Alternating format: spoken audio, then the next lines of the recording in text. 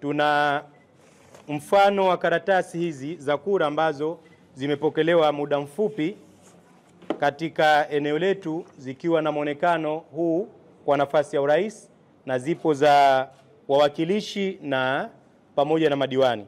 Lakini sambamba na hilo, kutokana na kukua kwa teknolojia na pia katika kuhakikisha kwamba tume ya uchaguzi inawajali watu wenye mahitaji maalum, tayari zimefika karatasi maalum za visaidizi kwa watu wenye mahitaji maalum ya kuona, ambazo kila mtu mwenye mahitaji ya kuweza kutumia karatasi hizi zitakuwepo katika vituo vyote vya kupiga kura kwa chaguzi zote tatu, ikiwa huu uchaguzi wa rais, lakini kuna uchaguzi wa wakilishi na uchaguzi wa madiwani.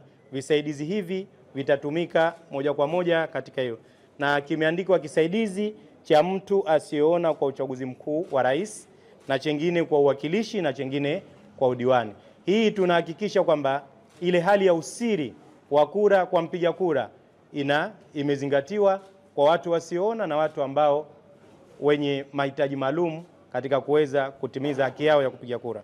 Mheshimiwa Mwenyekiti, kwa ruhusa yako naomba kuwasilisha. Asanteni sana.